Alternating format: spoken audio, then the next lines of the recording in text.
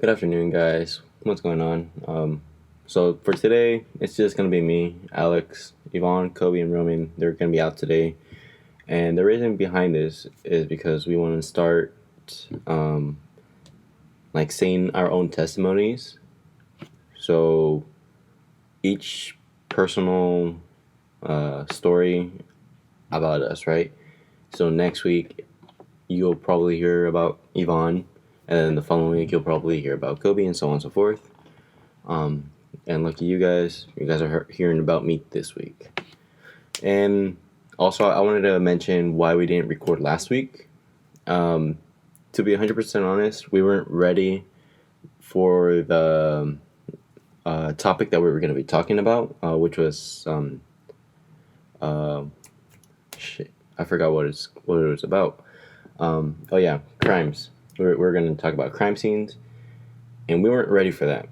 Um, we didn't do any research. Nobody really did anything, and we just saw that it was going to be really boring because nobody wants to hear about um, shit that happened in the past, like crimes in the past. Um, so I just said, yeah, it's we shouldn't talk about this. We should instead talk about something else.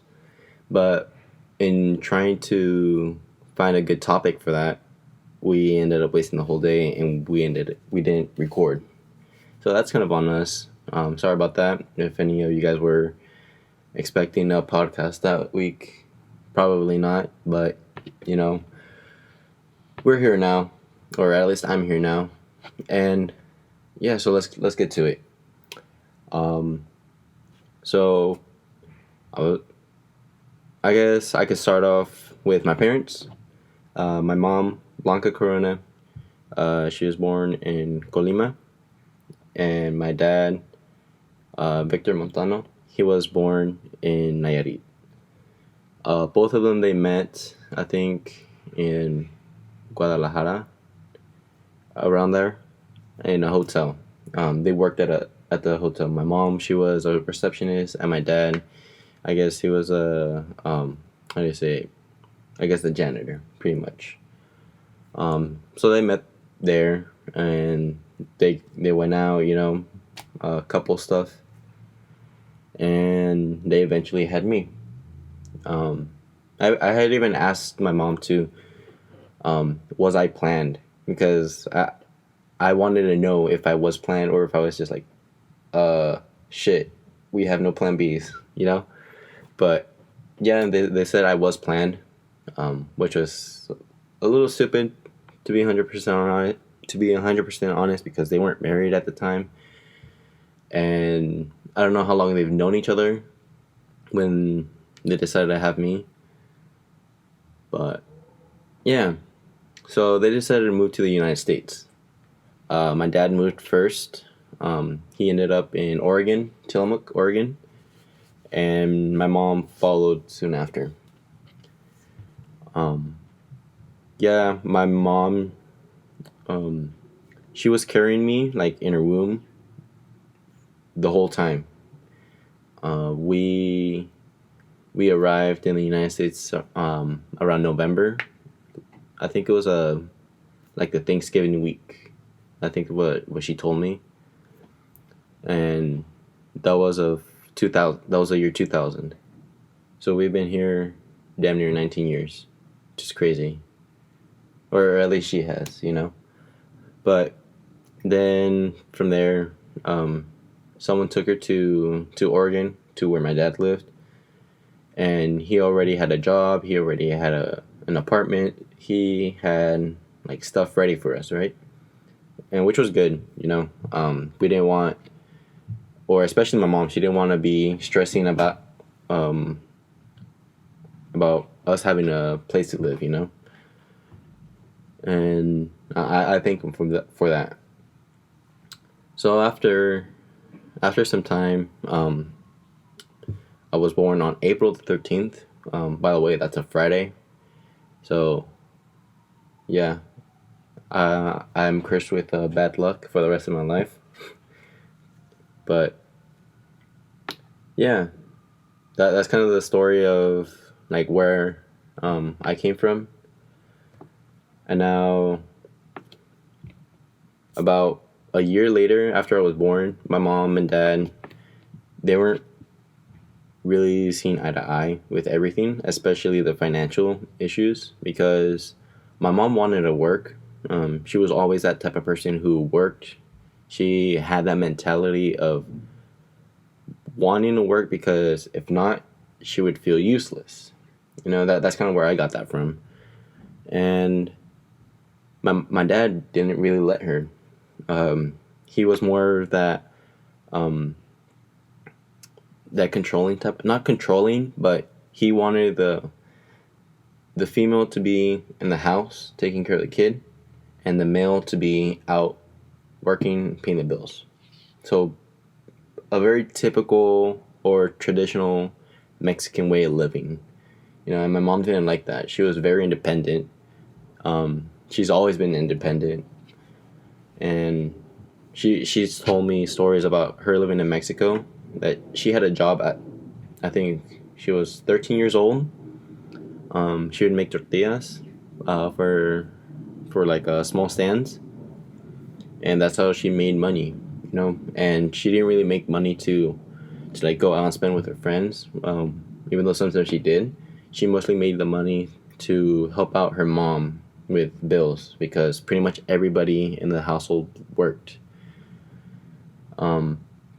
So yeah, my mom didn't like that, so she decided to move.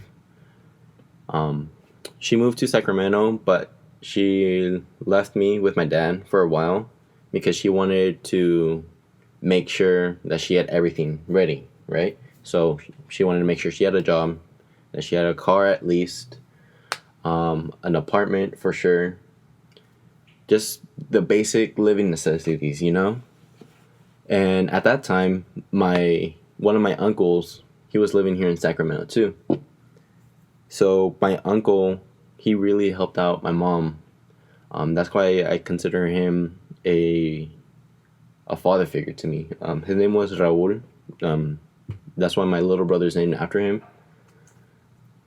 Part of the reason why, but he helped her out a lot. He helped her out get the car, her first two cars, because her first car was stolen. But yeah, her first car, and what else? Yeah, he just helped her out a lot, especially with me. He would sometimes take care of me when she went to work. He would buy me clothes and toys. And I loved him to death. Like, not just because he bought me everything, but because I felt the love that he had for us.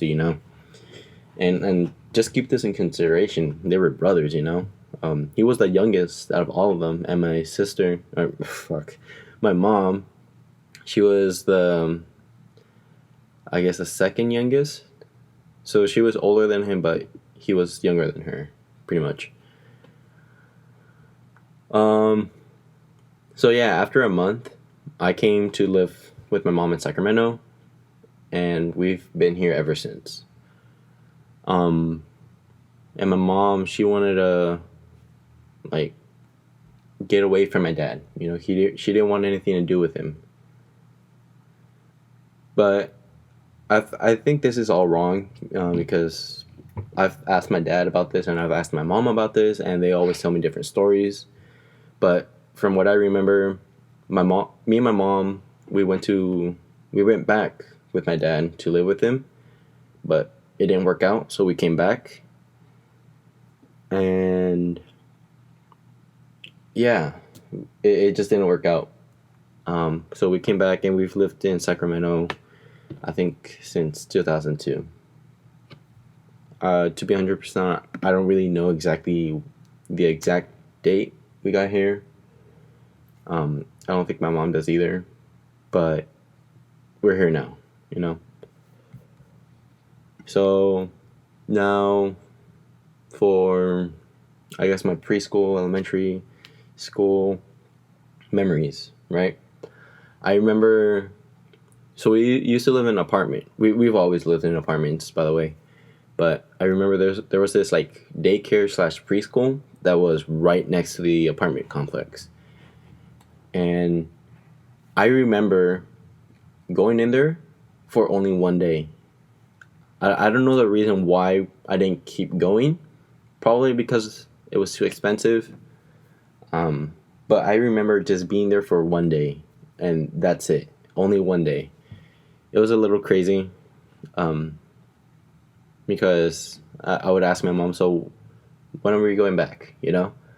But I don't really remember what she would say, but I'm pretty sure it was like, "Oh, there's a better place somewhere else," you know. And like I don't know why I remember that day, but I just do, for some reason. I remember the craziest, not the craziest, but I remember the least important things in my life. But at the same time, I feel that my mind knows what it should remember, and it considers it really important later on. Anyways, but I kind of forgot what preschool I went to. I don't think I went to a preschool, to be honest. But for kindergarten, I went to this school across the street. It was called Howe Elementary School. And I went there for kindergarten. And then for first grade, I transferred to a different school because we moved. So I went to this this elementary school called Greer Elementary School. It was right next to a high school, Encina High School, which was, by the way, one of the worst high schools in Sacramento. But we moved to a district called Bell. That was our second apartment. I think, no, that was our third apartment. Yeah, that was our third apartment. And I was there for only a year. And then for second grade and half of third grade, or part of third grade, I moved back to Howe Elementary School. And crazy enough, that's how I met Yvonne. Because we moved to a house, but we didn't live, we lived in the house, but we didn't pay for it. We lived in the garage of the house. So we were renting out the garage. And it was next to Howe. So that's why I moved back. Anyways, since my mom would work pretty much all day, I would take the bus. And Yvonne, he would sit in front of me. And I remember he would try to bully me, or he'd try to make fun of me, but it never really worked. You know, I don't know why. Probably because I already, never really cared about bullies or people trying to make fun of me. I never really cared about what people thought of me, you know, at that young age. So, yeah, we kind of became friends from there. He lived in a different, at a different location from where I did, but I remember the bus dropping him off in front of the apartment. So, after, I think it was mid third grade, or I don't know, maybe a month or two into third grade, I moved into a brand new school. This was a brand new school that just opened. This was its first year. It was called Aspire Public Schools. At the time, it was just that, because they technically didn't have a name for it until the following year, which was called Alexander Twilight College Prep Academy. I don't know who the guy is, Alexander Twilight. I never really did the effort into finding out who he was, but I just knew that they named him after that guy. Anyways, so third grade, I transferred to that school, and then I stayed in that school from third grade all the way to eighth grade, which was pretty crazy. Not gonna lie, long ass time. And to be 100% honest, I hated that school. I really did. I feel like everybody did, especially Yvonne, because he also transferred to that school in sixth grade, and he graduated from there. So he he really knows what's up with that school. But yeah, around fourth grade, I think, maybe either late third grade or early fourth grade, I moved to the apartments where Yvonne lived. And at the time, I didn't really think much about it because, well, I haven't seen him in a while. And when I saw him, we were like, oh, fuck. Like, you're living here, you know? And crazy enough, we lived literally 2 doors across from each other. Not across, but next to each other. So I lived in 153, and I think he was in 151, if I remember correctly. Or 150. Actually, yeah, 150. And then he moved downstairs, literally right below me. And then he moved, I guess, an apartment to the left, and that's where he's been ever since. And but what I find crazy is that we were in the same complex and in the same area. Like, it was a small like circle patio, and it had like a pool in the center. And I remember like we would just hang out, we would play there, you know. So good memories there, to be honest. And then also, so back to fourth grade. Fourth grade, that's when I met Kobe. You know, we weren't friends at that time, but we knew each other, and yeah, we were just acquaintances, you know. And then Kobe in fifth grade, he moved to the same apartment complex as we did, and strangely enough, in the same location, or in the same patio location. He lived literally right across from us, and that's how we all became friends. That's how we all met. That's how we all like started connecting with each other. Yeah, so for Yvonne, I've known him for damn near a decade already, since third grade. Yeah. Yeah, it was second grade for me and third grade for him because he's a year older than me. And then Kobe, fourth grade for both of us. So yeah, damn near a decade I've known Yvonne. It's about to be a decade next year for Kobe and I. And I also remember there was this other kid. His name was Kane, and he lived right above Yvonne on his third move. And I remember Yvonne presented Kane to me because Yvonne would hang out with Kane sometimes.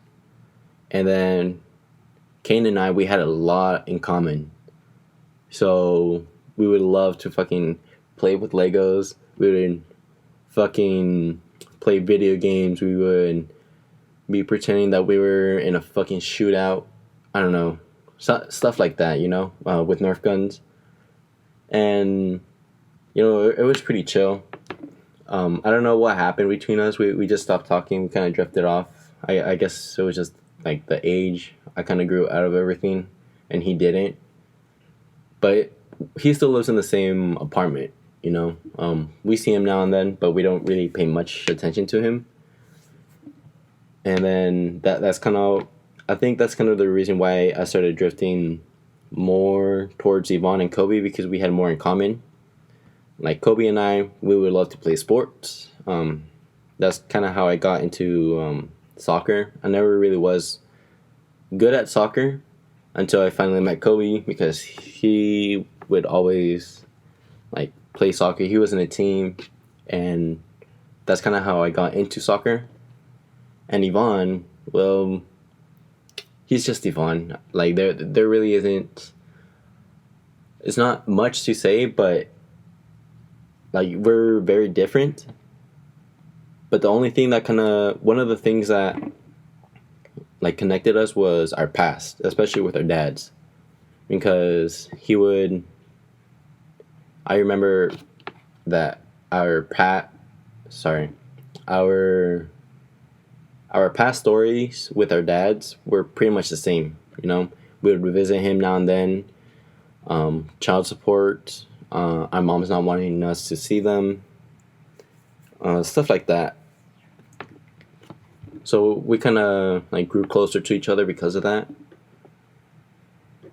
And like we're damn near the same. We have a younger sister, and then we have a even younger brother. Except in his case, because he's gonna have a younger brother, and he has an older brother too. But yeah, there's that. What else? So yeah, we've been living in the same apartment complex since we've met. I moved to a different apartment, which was like not in the same area, but we would still be able to like talk to each other. And this was during high school, which was at the same time bad because of high school we kind of stopped hanging out because I transferred to a new school and then transferred again to a new school, and I moved to a different area. So we didn't see each other as often. And then Yvonne also started working, which made it even harder. So yeah, there was that. I guess I could start talking. I'm gonna go back to my dad now. So from what I remember my mom telling me is that my dad tried looking for us after a while, and he wanted to see me. Like he wanted frequent visits. He still lived in Oregon, by the way, and he wanted me to keep going and visiting him. Maybe once a month or something like that. And my mom didn't really let him.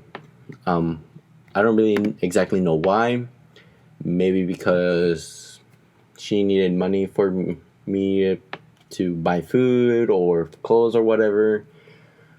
Or because she didn't want me to grow with him. I don't know.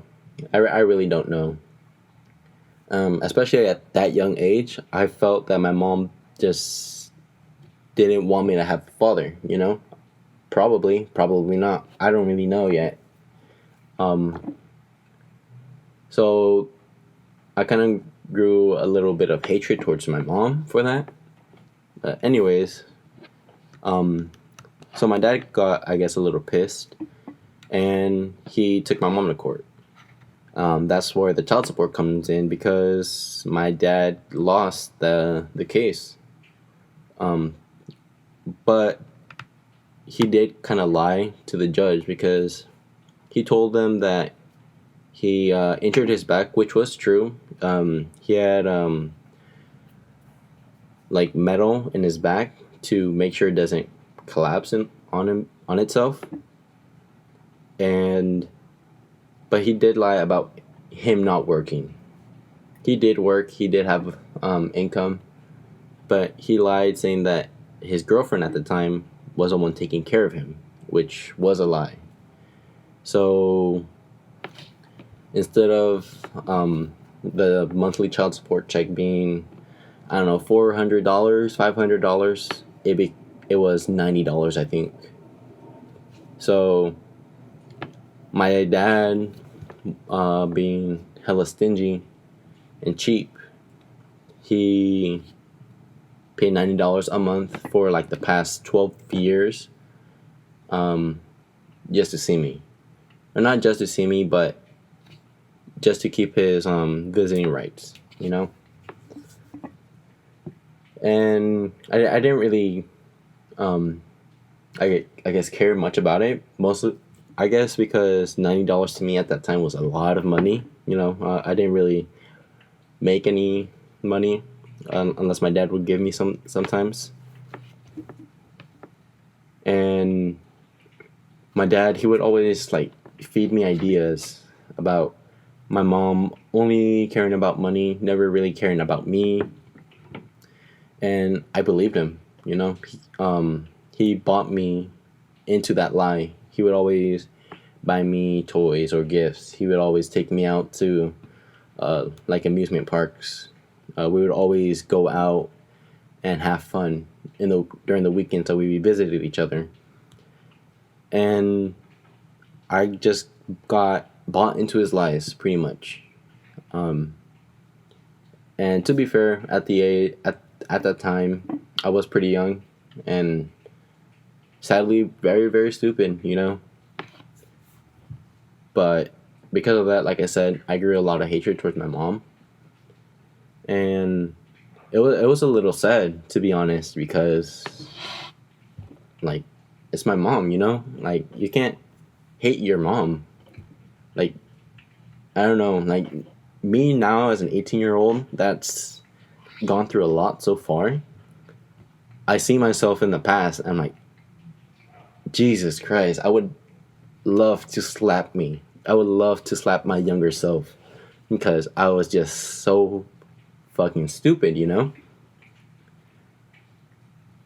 And now, you know, it's me, 18-year-old, versus me as a 9-year-old. But funny thing is that I still had the mentality of an older kid, you know? At 9-year-old, or sorry, at 9 years old, I had the mentality of a 12-year-old or 13-year-old, and my mom saw that. I was very mature for my age, and I guess part of the reason behind that was because my mom would always be at work, so I had to take care of my younger sister.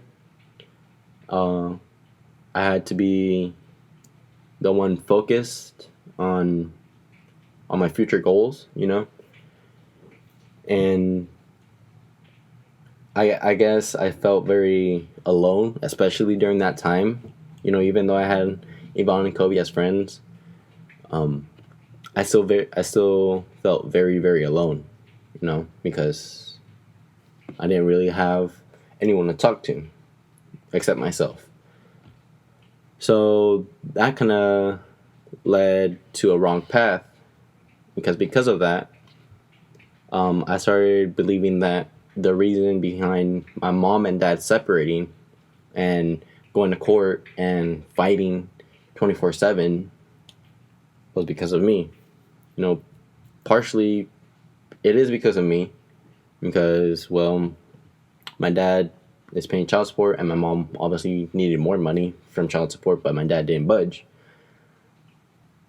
So partially it was my fault, but it wasn't my fault, if that makes sense, you know, now that I see it. But as a 12-year-old, I just kind of fell into a hole saying, no dude, it is your fault, you know. So I fell into like a small depression because of that, and I tried committing suicide, because I believed that if I was gone, the problems will just disappear, you know.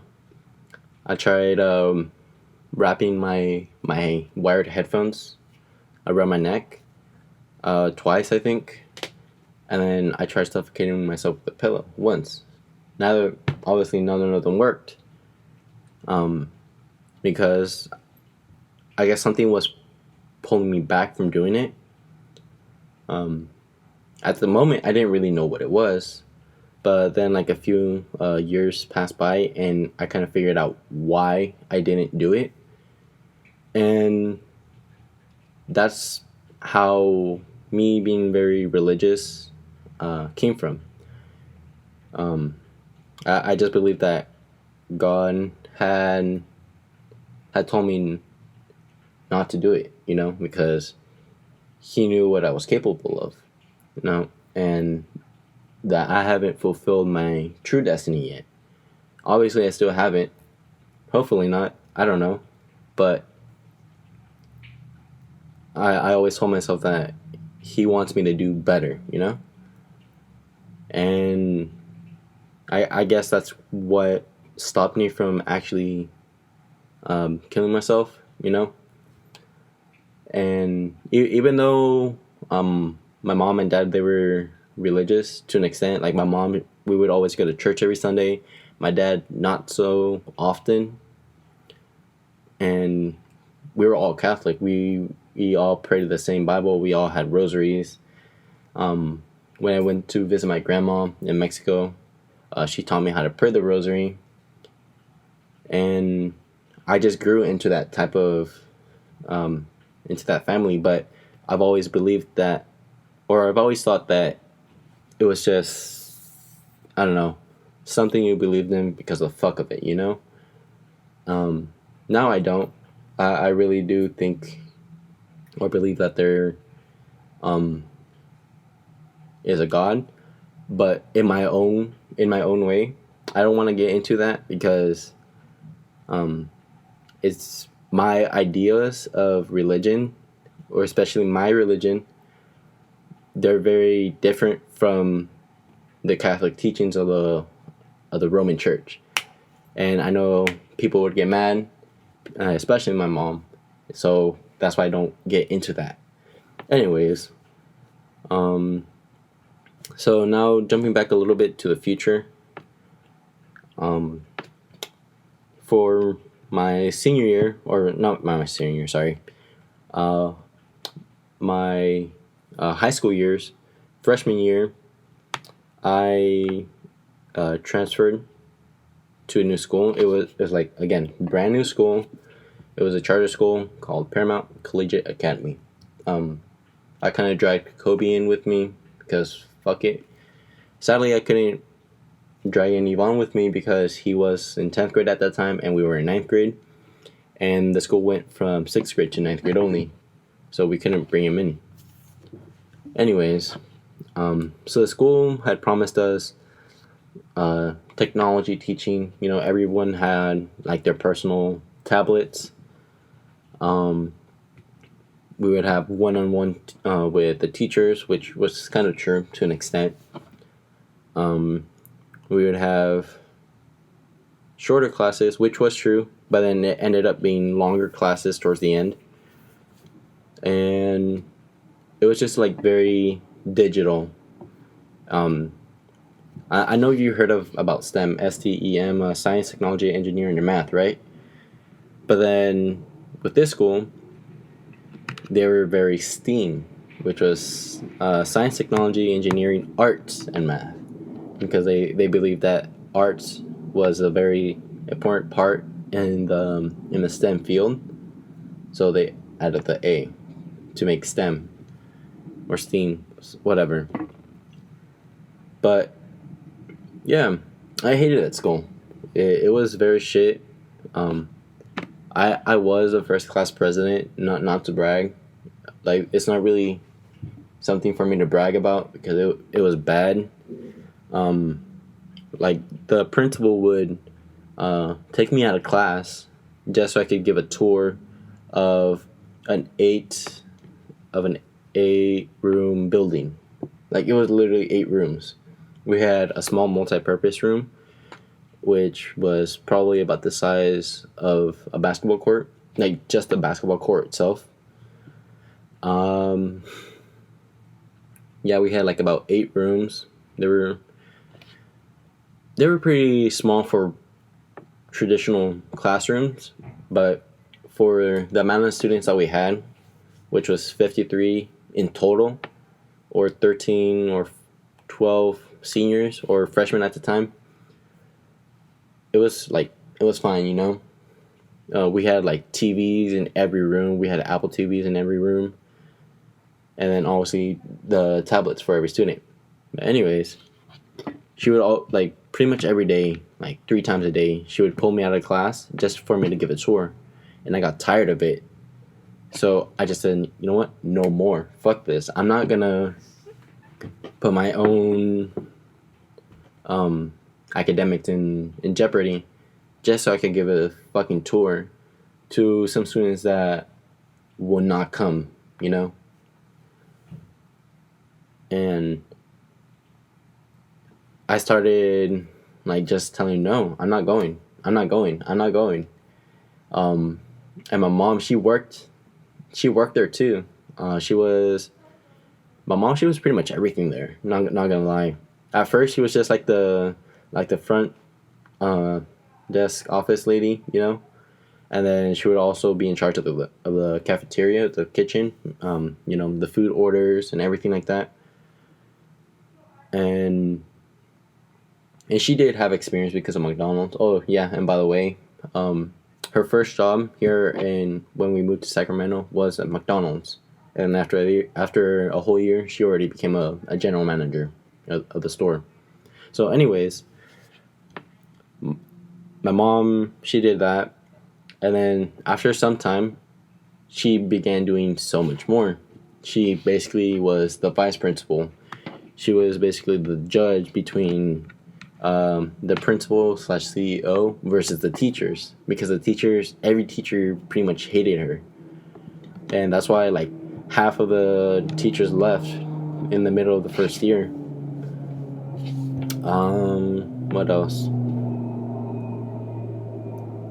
Yeah, she was a counselor too. A lot of students always went into her office and vented to her. You know, um, I remember my mom telling me once that there was this girl that she was wanting to go talk to my mom in her office, and that the principal was there, and then both of them saw her crying, right? And the CEO, the principal, she was saying, "Oh, do you want to step into my office and talk?" And then she was like, "No, I want to talk to Blanca." Um, so she left and very like, "Oh, fucking fine then," you know. Um, so that was pretty funny because nobody liked her, you know. She was very, I don't know. I honestly don't know how to explain it. She was very controlling. She always wanted stuff her way, even though nothing worked. So I left that school because I hated it. You know, academics were shit. Even though it was easy A's. First and second semester, all I had to do was show up to class, and that was pretty much the easiest A of my life. And yeah, I just didn't like it. So I transferred my sophomore year to this private high school called Cristo Rey High School. It was pretty far for us, so we had to find a way to get to school, drop off the kids, and for my mom to get to work on time. And I devised a plan, a mapped out plan for my mom to follow every day my sophomore year for us to get to school on time, you know? And surprisingly, it worked. And I kind of like tell myself, oh shit, I did that, you know? I was the reason why we all went to our places on time. You know, I had to be there, I think, an hour early, but for my mom to be at work early or on time, it was worth it, you know? So I remember we would all wake up at 6 in the morning, and then we would leave by 6:30ish. And the drive to school was about 20 minutes, depending on traffic. So I would get there about around 6:50, maybe 7, and then my mom would take a different route, and she would drop off the kids, and then it was another 20-minute drive, obviously. So she would drop them off at 7:20, 7:30, and that was about the perfect time for them to be dropped off. And then at that time there was a lot of traffic, so it took my mom about another 20 minutes just to get to work.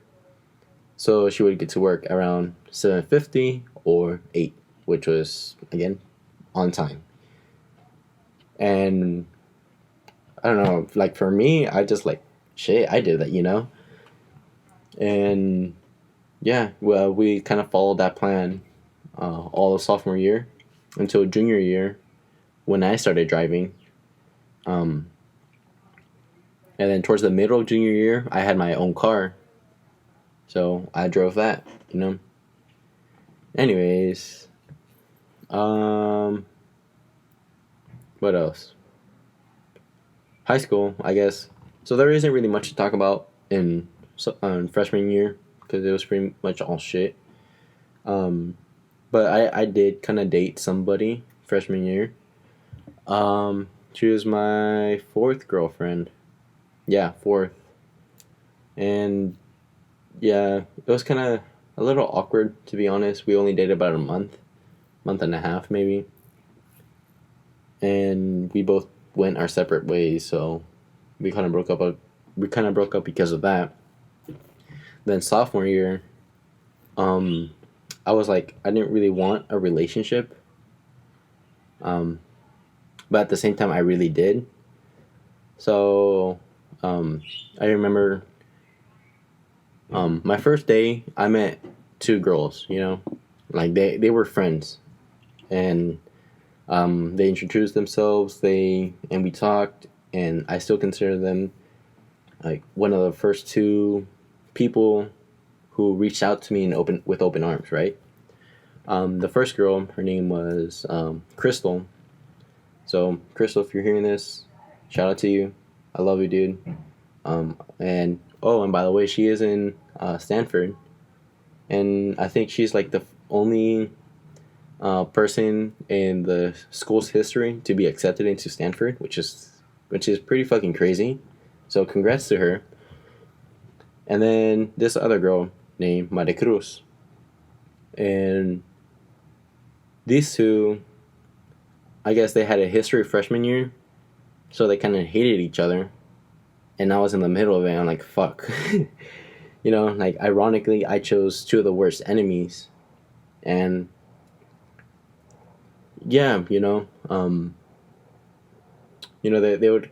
Crystal, she wouldn't really say much about Maricruz, but Maricruz, she would always like try to make herself, I guess, seem better, or I don't not seem better, but I know she would explain to me like what happened between them, and I kind of like grew. I kind of parted myself away from Crystal, and that's kind of on me. I shouldn't have done that because Crystal was one of my first friends, so that was fucked up on my part. But anyways, yeah, I ended up dating Maricruz, which was nice. Not gonna lie. We dated 7 months, I believe. Um, but yeah, we were just. I kind of forgot the reason why we broke up, but it may or may not have been important. I don't know. I don't remember. But she has a boyfriend now. She seems happy, and I'm happy for her. We don't talk anymore because we kind of like ended off in bad terms. So we haven't talked since the end of sophomore year. I mean, we've talked here and then, like not full on conversations, but we were on the track team, so we kind of had a talk. Anyways, yeah. So my junior year and senior year, I kind of spent alone, especially my junior year, because with me dating Mari, I kind of got introduced into this big group of friends. It was about 12 of us, and it was pretty fucking crazy. We were all friends. We were all hella chill with each other. A lot of drama, obviously, especially with me and Mari, because apparently I was like having emotions for some other girl, which I wasn't. But I guess that's probably one of the reasons why we broke up. Maybe not. Jealousy. Anyways, we had a big ass friend group, but then by the beginning of junior year, that friend group broke apart. Like for their own reasons, but partially because Mari and I broke up. Half of them went with her, and the other half went with me. And then, like all of junior year, for some reason, I kind of just pushed everybody away. Especially the first like the few friends that I actually held on to after the breakup. So yeah, that was on me again. And yeah, I did make new friends junior year, to be honest. Um, Sarai, she's one of my greatest friends. We started like talking to each other. She was part of the friend group, but we never really talked. But we started getting closer to each other. We had pre-calculus together, and we would sit next to each other. We would fucking goof off, and yeah, now I like consider her like one of my sisters, you know. And then I also met Alyssa, also one of my sisters. We got closer to each other. Um, or we didn't really get closer during the school year. We got closer during the end of the school year. So during the summer. So that was pretty fun. We hung out a few times, and then another friend, Javi. We did talk a lot, but once he moved to Merced for college, we kind of stopped talking. So that kind of sucks. And then I didn't really want a relationship, but I was open to them for a while, you know. So I was talking to a few girls here and there, and it was fun, you know, while it lasted. And then senior year came in, and I fucking hated senior year for some reason. But I guess part of the reason because I wasn't listed into the Marine Corps during that time. I enlisted the summer of senior year, if that makes sense. So 2018, I think. Yeah, I was enlisted June of 2018 or July, one of those two. I think it was July.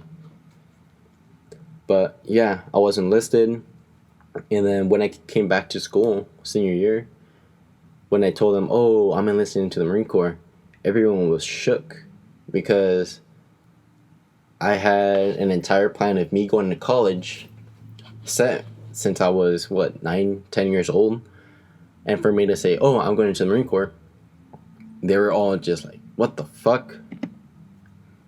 So that kind of took them off guard, obviously, and like in my eyes, I saw it as a great way for me to like get job experience, for me to become an aerospace engineer, which was what I wanted at the time. And I didn't really pay much attention into my academics, especially not the college applications. Like I did apply to 6 colleges, 4 of which didn't accept me. Only Sac State and UC San Jose, or San Jose State, accepted me. But I didn't like reply to them. I didn't say anything. I didn't give them an answer.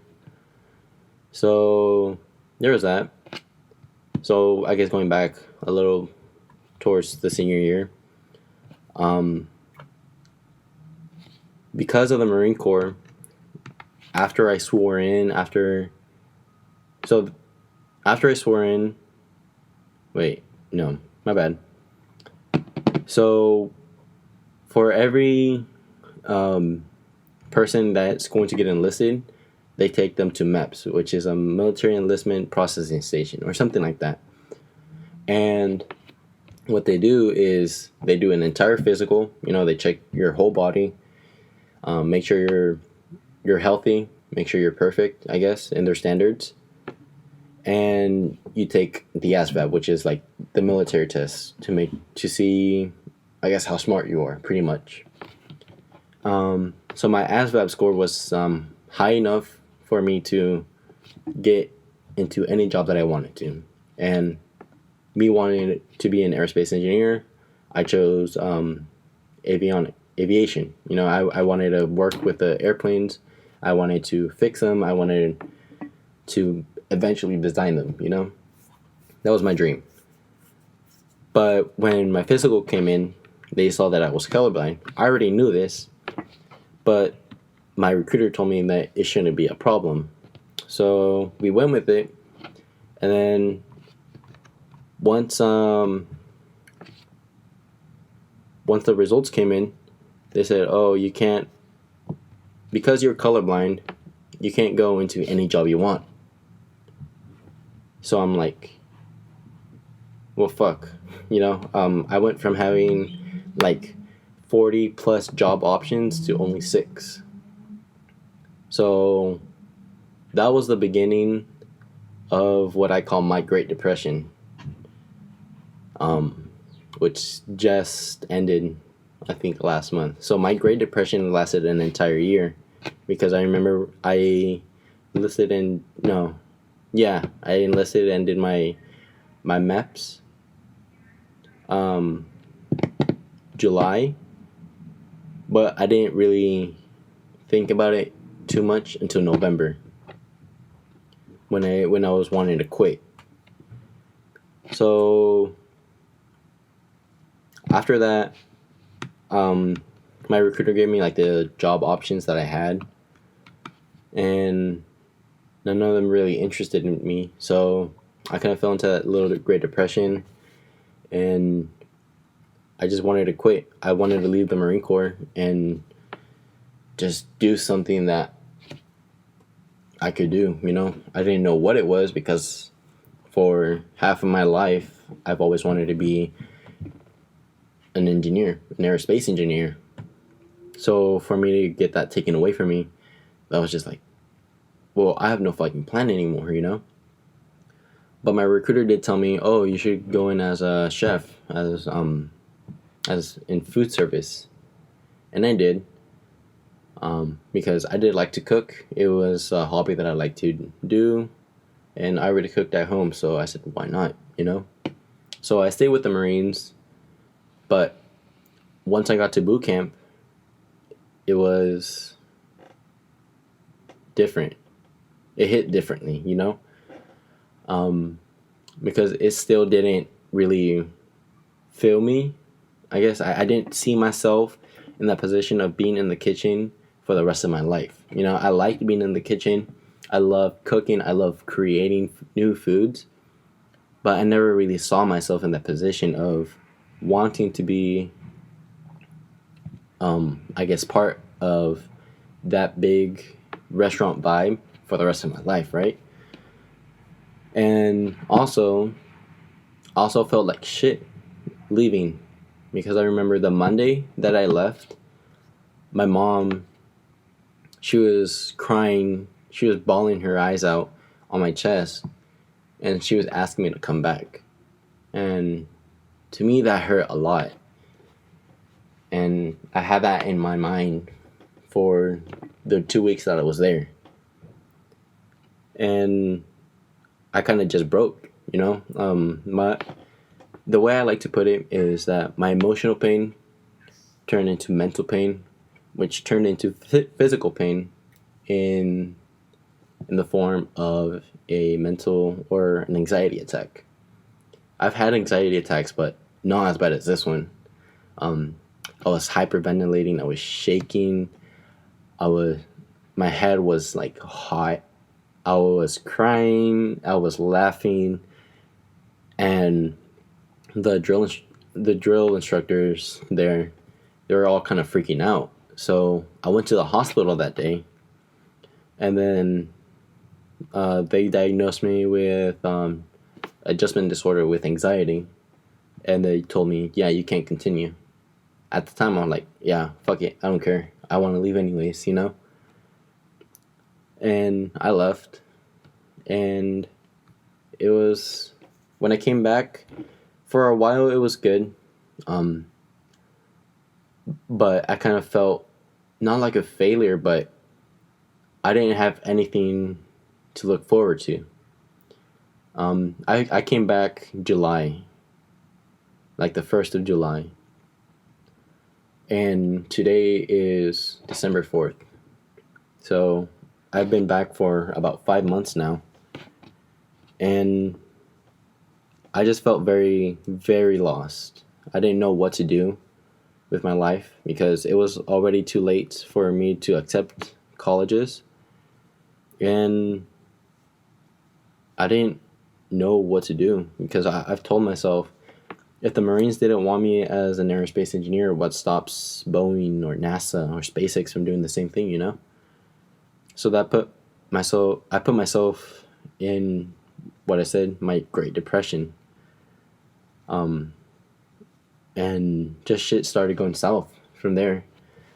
Uh, and then my girlfriend at the time, she was also going to National Guard.